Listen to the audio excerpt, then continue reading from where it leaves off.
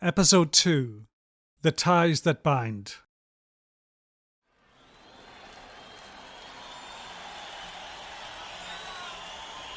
My father, Francie, was a boxer, a middleweight. He had a punch, a real wallop of a right hand.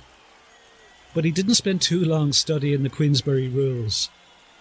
After knocking one opponent out, he stayed put, standing over him in the ring. The referee had to tell him to go to a neutral corner. Francie had never heard of it before. There are details of some of his fights in Chris McNulty's History of Boxing in Donegal. It's great that they're down there in black and white, because his memories have been lost to the fog of dementia. My brother Paddy was a boxer, a welterweight. The boxing club in Glencolmcille was long gone by the time we were growing up, so he came to it late. First lacing gloves with Ealing Boxing Club, after he'd moved to London to work on building sites. Paddy ended up writing about the sport too, interviewing many of the greats of the 1980s and 1990s. We have the pictures at home. Paddy with the likes of Chris Eubank and Steve Collins and Barry McGuigan and Michael Watson. One of the most brutal fights of that era was the one between Nigel and Mcclellan in 1995 at the London Arena. Mcclellan was left with life-changing injuries. In 2011, ITV showed a riveting documentary about the two men, the fight of their lives. I was sitting at home watching it when I jumped out of my seat. The documentary showed some of the footage of the fight and at one stage panned to the crowd. A camera zoomed in on my brother Paddy. It was a jolt to see him as he passed away from cancer in 1996. He was 26 years old. I lived with him at the time in London, and one of the abiding memories of the blurred week afterwards was a visit to the local newsagent in Hanwell. I'll never forget how upset he was when I told him I was cancelling Paddy's subscription to Boxing News and explained the reason why.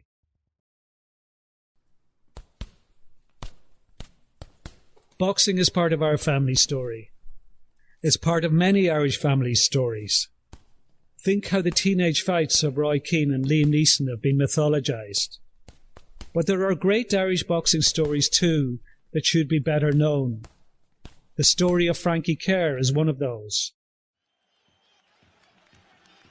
Brian Kerr is seen as the quintessential Dublin football man. He was obsessed with the game from a young age and quickly realised that coaching rather than playing was where his future lay. Kerr made his mark in the League of Ireland with St Patrick's Athletic, taking them to 2 league titles. He moved on to manage the Ireland underage teams, taking the under-20s to 3rd at the World Cup in 1997, and he won European Championships at both under-16 and under-18 level a year later. His underage success secured him a shot at the Ireland senior job. He is now a respected football pundit in Ireland. But Kerr was always a boxing man too. That's due to the impact made by his father Frankie. Frankie Kerr, a native of Belfast, was a special talent. If things were different, he might well have been Ireland's first Olympic boxing medalist. He was that good. He won the trials to go to the 1932 Olympics, but at 16 it was decided he was too young to travel. Ireland boycotted the 1936 Olympics in Berlin, and a year later Kerr, who was Irish champion 6 times, took bronze at the European Championships in Milan. There were plenty of complaints over the decision, but the odds were stacked against Kerr, as his son Brian explains. We boxed in 1937 European Championships in Milan, and he was beaten by a son-in-law of Mussolini, as I understand it. And again, by all reports, and we have reports from the newspapers at the time, would say that he was very hard done by in the decision, that, in fact, using the old terminology, he was robbed. But interestingly, the Italian Association minted a medal specially for him, which awarded him the title of the most scientific boxer at the championships. And I think that was again, he never spoke about it, but I think the fact that it was around the house and still around the house, around my house, that he was quite proud of that one. But amazingly, that wasn't the end of his trip. That tournament was in Milan.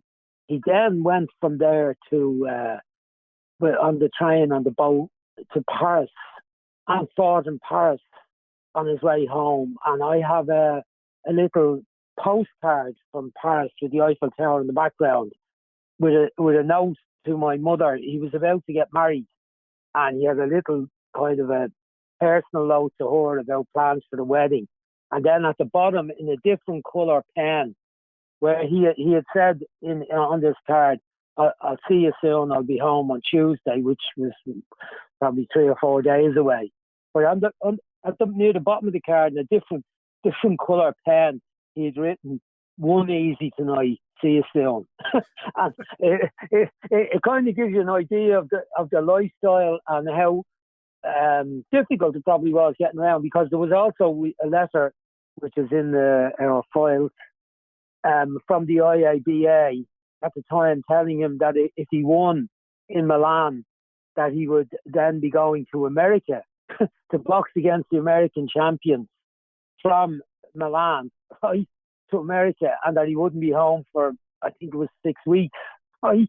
You know, how did people survive at that time as regards their work, their employment, their employers, and deal with those situations? It must have been remarkably difficult. But also shows maybe why he retired so early.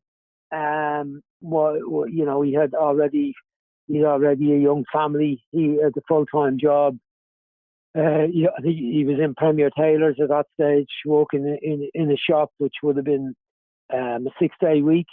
He was obviously training hard. I think he was playing a bit of hockey as well, actually, at a fairly high level.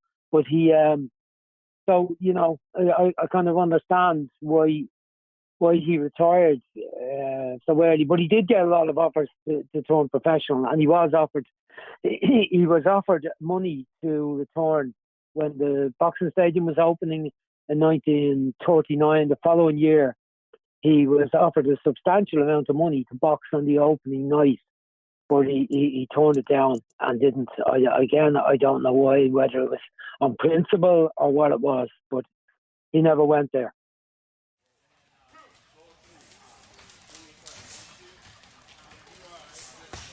Trace the history of professional boxing from the late 19th century onwards, and it's largely an American history. That history is one of immigration. It's the reason why Irish names were so dominant in the first 50 years of the sport as a professional one. The connections are everywhere. John Ford was an Irish American, and his most popular film in Ireland was The Quiet Man. Who's the main character? Sean Thornton, an Irish American boxer played by John Wayne. It was another Irish American, Jimmy Cannon, who came up with the infamous description of boxing as the red light district of sports.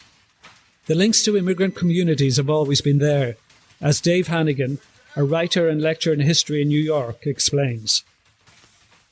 There's a kind of a socio-cultural or socio-economic thing here, where the ethnicity that dominates boxing are the most recent immigrants. So we have, the Irish dominated boxing. That was also at a time when the Irish fought for the US in wars. Like, the Irish immigrants fought, they enlisted, and they fought for the American military. And it's the same now. Now it's a Hispanic sport, and who's fighting? All of the U.S. military. The most common name in the U.S. military now is Rodriguez. Because that's who's fighting. Your immigrants come in, they adopt boxing as their sport, and they fight your wars. Like, that's been the story, I think, of American, of America over the last 100 and plus years. Ever hear of a boxer that went by the name of Marty O'Brien? He was born in the Sicilian town of Catania near the end of the 19th century and moved to Hoboken, New Jersey while still in his teens.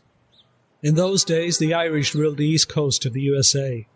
They ran the building unions, the police force, the town halls and the Catholic Church. Our Sicilian friend fancied himself with his fists, so went down the route of many hungry immigrants, taking up professional boxing. The Irish loved the fight game, so he called himself Marty O'Brien to try and curry favour. After 6 fights in which he was knocked out 5 times, he walked away from the ring. His real name was Martin Sinatra, and his son Frank turned out to have quite a voice. Martin Sinatra was far from alone. Many other aspiring boxers played the Irish card, according to Dave Hannigan. The Irish in boxing became so synonymous that a lot of Jewish boxers would have fought under Irish names, which is, there's no better way of illustrating it than that. This would be like if we had an Irish prospect in New York today and he called himself Sanchez. He fought under the name of Ruben Sanchez. To be marketable as a fighter and as a live prospect, you had to take, the Lithuanian heavyweight, who I can't pronounce his name in the Lithuanian, but Jack Sharkey, who was named after sailor. I think he took the name Sharkey from sailor Tom Sharkey, who was from Dundalk.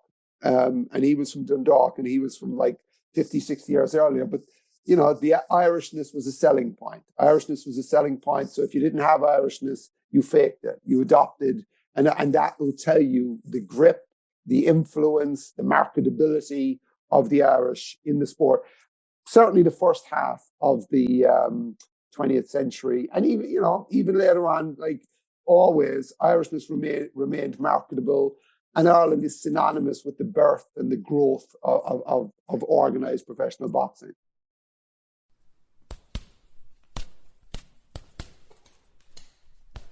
Boxing in Dublin has a great and proud tradition.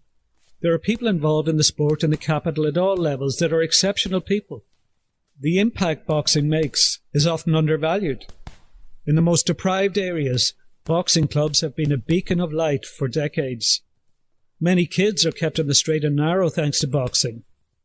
Ross Whittaker feels that many boxing coaches in the amateur game are effectively unpaid social workers. The young men and more so, and more women that now come to the club, the coaches are an ear for them, and they'll ask them how their life is going, and they'll kind of have an eye on them, I suppose, and they can tell very quickly in those boxing clubs are often very tight and small, and you can't really kind of escape to a corner of them, so they can tell very quickly what's going on in people's lives, I think, and they're very alert to that. And I think that they know, certainly in the boxing clubs I've been in, they know what role they can play in helping people. That's I suppose what they feel that they're there for is, come in here and we'll give you a way of living. It's tough. If you're going to make it in boxing, you have to be incredibly dedicated. But yeah, absolutely, the coaches seem to be there to kind of help you with your entire life, not just with your skills. To Brian Kerr, boxing is a sport full of local heroes. That includes the likes of Aidan Walsh and Jason Quigley and Eric Donovan, Kelly Harrington. But it also includes coaches and trainers who are largely unknown outside of the sport. They do the work on the ground, working with kids that many other sports have left behind. They've reached out to immigrant communities and travellers too. Frankie Kerr was one of the founders of Drimna Boxing Club, a club that produced Ireland's first Olympic champion in Michael Carruth. Brian Kerr is a regular visitor, and he's always taken by the great work that goes on away from the limelight. There is a social work element to it, and that it's such an inclusive place. This would apply to boxing clubs all around the country. They're rarely in the most fashionable areas of towns or cities. They're rarely in places where there's an awful lot of money around. They're usually kind of hidden in the background somewhere of a. I'd say socially deprived might be a little bit harsh, but generally in certainly not in the upper class areas of towns and cities.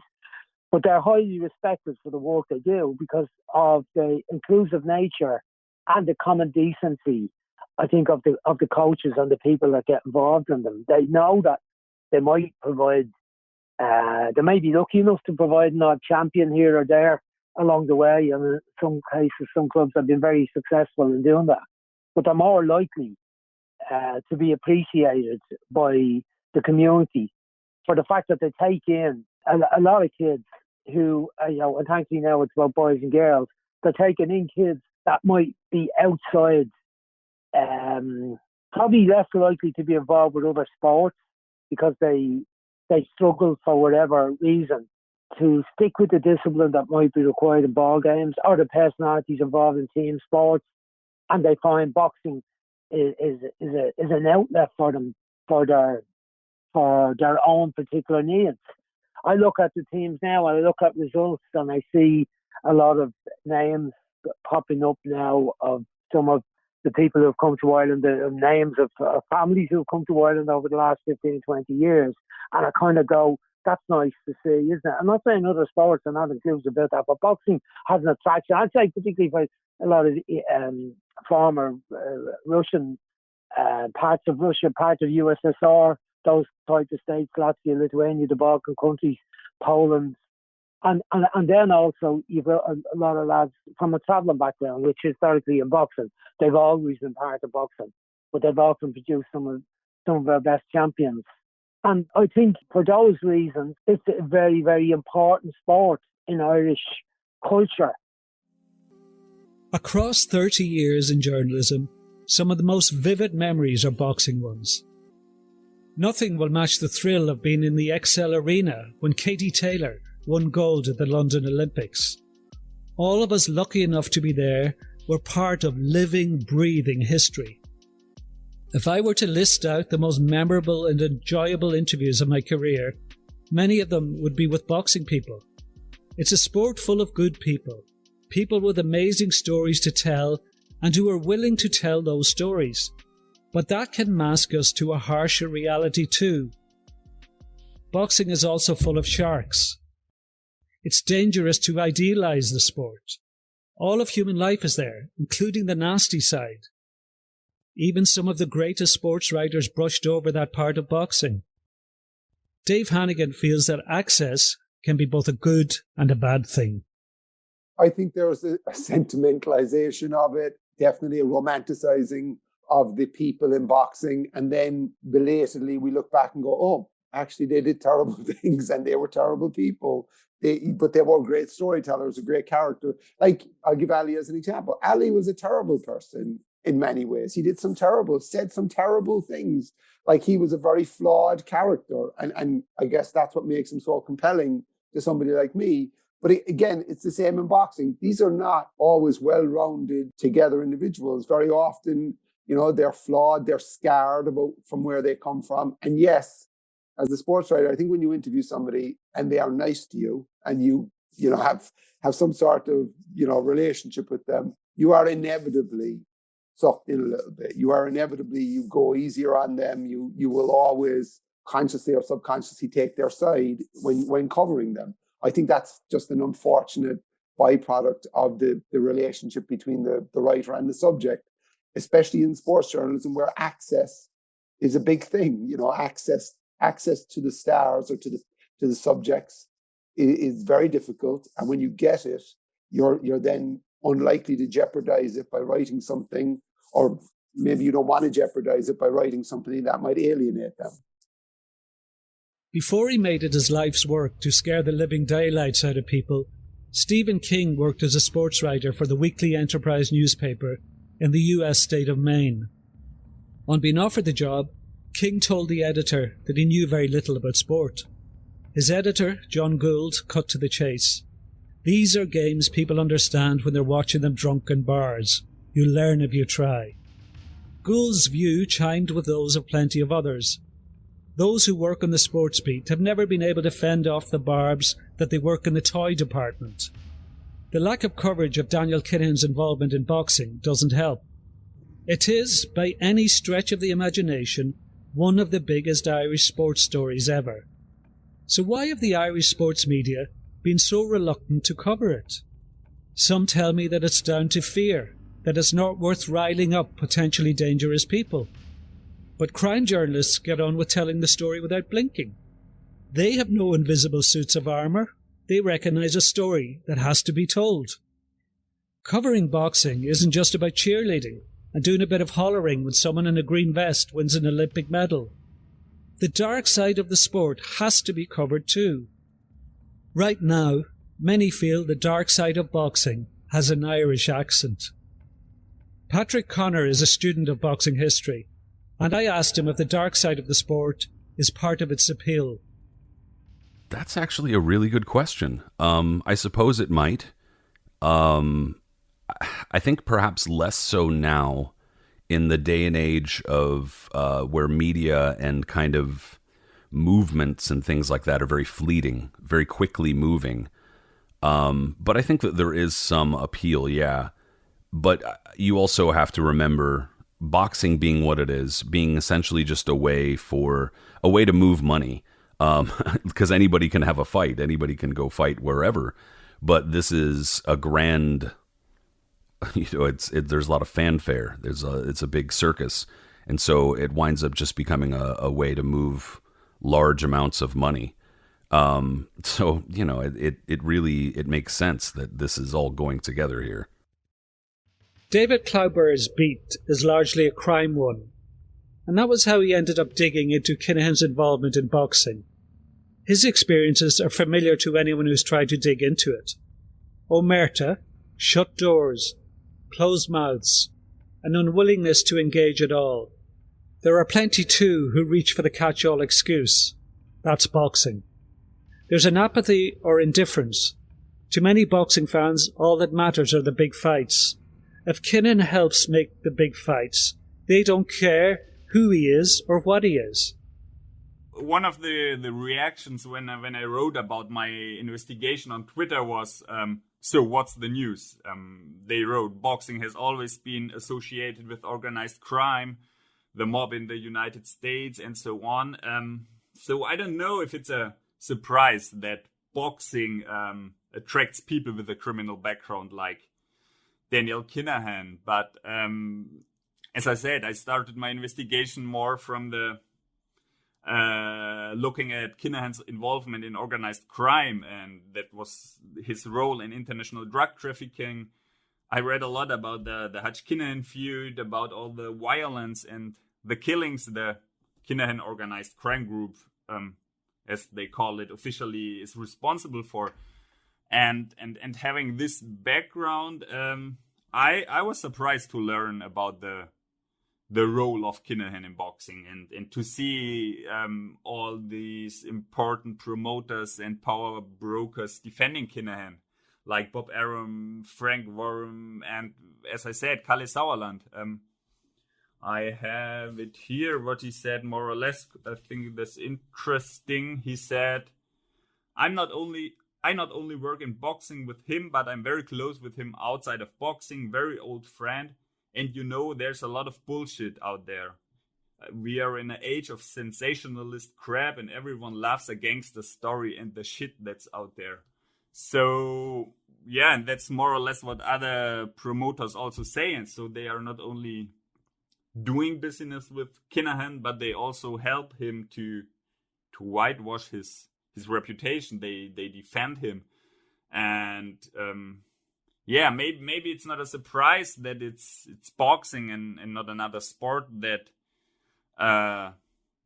is associated with guys like Kinahan. But yeah, even if there were other cases in the past, I think it doesn't justify in any way what's happening now. And I think it's very damaging for boxing as a sport. The alphabet soup of pro boxing is something that makes it harder to exclude characters like Daniel Kinahan. If you've a problem, who do you go to? With so many governing bodies, it's a mess. Kurt Emhoff has been involved in professional boxing for 25 years, as a manager of world champions and as an attorney in New York. The lack of proper governance is something that has long energized Emhoff.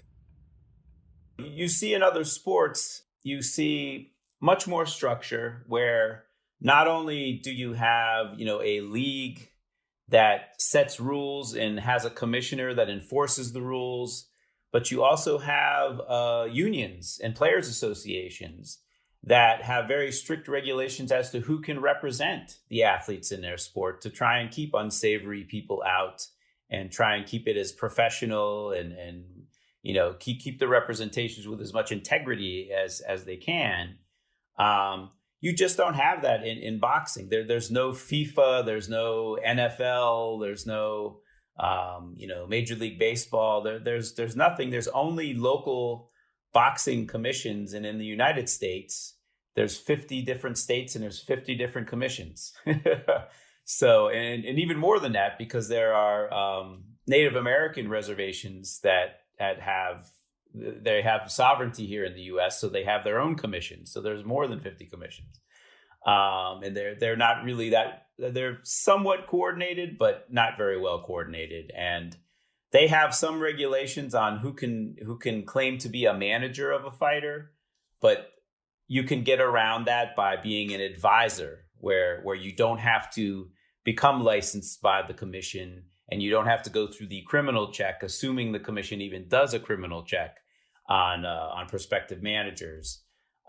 So in that way, with boxing, with really no barrier to entry and no proper supervision, pretty much anyone can represent a fighter. Like if a boxer says, "This is my guy, this is the guy you need to talk to negotiate fights," the promoters have to deal with that. I mean, especially when you've got fighters of the caliber of Tyson Fury and Billy Joe Saunders and the many other fighters that MTK is signing. If they say, "Talk to Daniel," if you're a promoter, you want to use that fighter, you got to talk to Daniel Kinahan. According to surveys, the two most popular sports people in Ireland are Katie Taylor and Kelly Harrington. RTE have presented an Irish Sportsperson of the Year award since 1985. The first winner was Barry McGuigan. 5 times the award has gone to boxing, more than anyone in soccer or GAA or rugby or horse racing.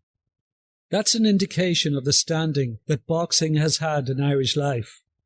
But the sports image has been badly damaged because of the associations with Kinahan. That affects boxing in all sorts of ways. It makes it harder to attract sponsors. It may well make parents think twice about letting their kids get involved in the sport. Brian Kerr is convinced that the Kinahan link has really hurt Irish boxing. Professional boxing in Ireland has had a good profile going back to Barry McGuigan and Bernard Dunn and their great successes, and Michael Canute having a go at it. And more recent times we've had a few more champions. But this stuff that's going on in relation to starting out, or appear to start out with the whole Regency weigh-in, has done enormous damage, I think, to the image of the sport in the country. I think the media coverage has generally been around the fact that this whole outbreak of violence and killings and shootings was started off from a weigh-in at a boxing event, and that some of the perpetrators in that were involved in continuing it and are involved in the promotion of boxing and the coaching of boxers. It seems mostly outside Ireland now, but still there's reluctance of people, I think, to I suppose follow it and support it because of that. I mean, we've had very few professional boxing events now as a result of that over the last number of years. There's been no major boxing in Ireland, and unfortunately Katie Taylor hasn't boxed here. She's boxing outside the country all the time because of that. So which is remarkable, because there's a lot of love for Katie Taylor in Ireland, as there is for some of the male boxers, Frampton, for instance, and yet, you know, we don't have any professional boxing events here. Well, certainly in the Republic of Ireland anymore, or if they have been, they've been very, very low key indeed. I think there may have been one down in the Gaelic Club in Drimnagh at one time, a very low key event. But other than that, I haven't heard of any professional boxing events, which is very, very sad. Which is obviously because, you know, there's a threat, there's an insurance issue, there's guard advice from the Gardaí and the authorities. So, you know, it's had a fairly vicious effect, I would say, on boxing. But it's also meant that, you know, there's a lot less interest in it. and there's probably less young boxers with the potential to do very, very, very well, being inspired to get involved in it. I see, stuff like Jason Quigley is boxing for the world title soon. He's been based in America, he's based in England, and anyone that seems to be getting into it, they seem to be based abroad now. Irish boxers seem to be all based abroad, and it means there's less opportunities for Irish coaches as well to work to earn a decent living in that part of the game.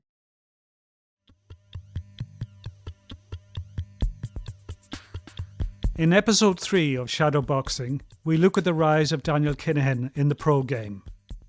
How did he become so powerful? Who helped him along the way? Shadow Boxing is presented and written by Kieran Cunningham and produced by Kieran Bradley. Thanks to all the contributors and to Chris Heaney for additional music.